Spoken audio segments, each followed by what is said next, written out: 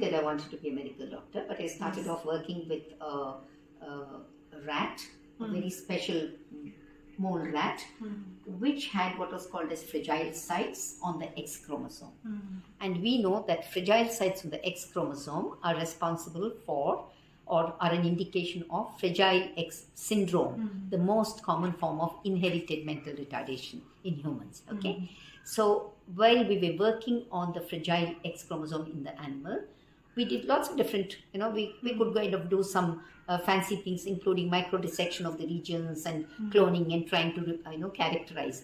But there wasn't really a great breakthrough because you're just working on one odd rodent species.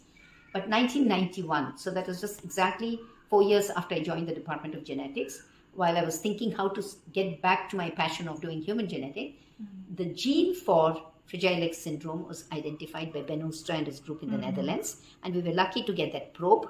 And Professor I.C. Verma at All India Institute of Medical Sciences was also interested because they had an active genetics diagnostic unit there. But I think we went ahead and we could just kind of do a much larger study on molecular diagnosis for Fragile X syndrome, because our approach was to go to the schools which are housing these, which cater to these special children, and with Professor Meena Gupta, who was a clinical collaborator from Neurology GB Pant then. Every Saturday, we would just go and meet parents during the parent-teacher meetings and so on, and try to explain to them that some of these special children could actually fall into this category of Fragile X. Okay, and we didn't have any pictures of a Fragile X positive child from the country at that point. You have that list of symptoms. Yeah, we just had the phenotypic symptom description. But all the pictures in books were all Caucasian kids, okay? But ma'am, Professor Meena Gupta tried to kind of tell them, look, these are the features. Have you seen these in your kids? Or can we actually look at your kids who are here? To kind of motivated them. And then parents said, yeah, my child has these symptoms. My family, a cousin has another similar child like this and so on. So that was really the beginning. And when we got the probe and we picked up the first child from the special school at Lady Evan College, they used to have this center for the special children.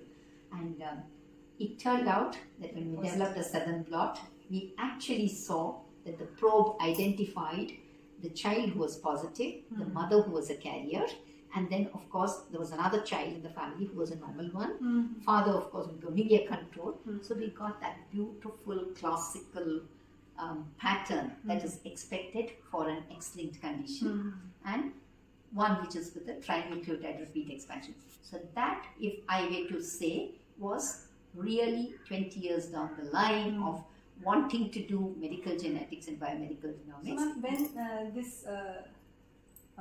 this incident happened, or this discovery happened? It was by 91 the gene was identified. I think we already had, by 92, 93, we already had very many positive cases, because the minute clinicians realized that there was this test which is possible, we started getting samples from across the country. Several individuals who said there's family history and the symptoms fit into the Fragile X phenotype, they would send us samples. And so we have a large bank of Fragile X positive, or those who came for testing. So that was the time. And it was absolutely thrilling to see on a southern blot. Those days, southern blot was magic, right? So we just got that. And then there was, then I moved. So that was a neurodevelopmental disorder. And I told you my mentor, Professor Rao, was very, very good. Okay? He had a very little bit. So he always said, don't put all your eggs in one basket. He always told us that. Okay, meaning to say you need to have kind of a little parallel things happening. So we said, okay, while we are looking at neurodevelopmental disorders, they wanted a counselor to be as a part of this project and so on. So I happened to meet Professor Smita Deshpande, who was a psychiatrist, and who were desperately looking for a geneticist who would look at schizophrenia. So we went into neuropsychiatric disorder as another branch out. And then from there, we went to neurodegenerative, which is Parkinson's. So we now look at all the three conditions: intellectual disability, Parkinson's disease, as well as schizophrenia, the three main parts of the broad neurological conditions, but everything from a genetic basis. Okay, so we were lucky; we got families with these conditions, because if you just take sporadic cases, the chances of you identifying good leads, genetic leads, are very little. But we got nice families, and therefore our discovery genomics went in a big way. 2014, we already identified a new disease causal gene called MID2 for inherited intellectual disability, again explained, and now it's a part of the panel, global panel for testing for intellectual disability. We already, and of course many more. We have had Parkinson's again. For families, we've identified new disease causal genes which are also there in the OMIM, which is Mendelian inheritance in man. We had these numbers which are given for discoveries, so that's there. And then of course schizophrenia, we had really large families, and we got very useful or very good insights into the oligogenic basis of schizophrenia. So although there are families, it's not one gene.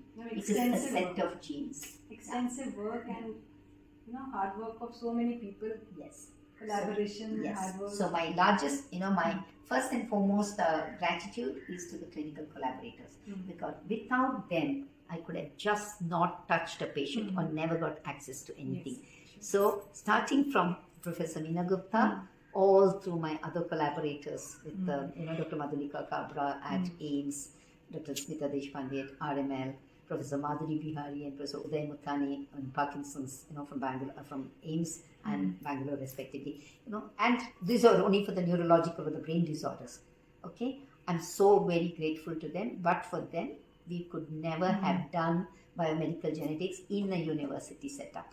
So funding agency is something else. DBT, I need to really thank them for that, because right from Fragile X project, which was granted, the first one to be granted, I've had continuous funding support up until, it's continuing to be there even now, and there is no way you can thank the clinical collaborators and the funding agencies, and of course the university for allowing you to do, because I'm committed to teaching. I need to be my 200% for teaching.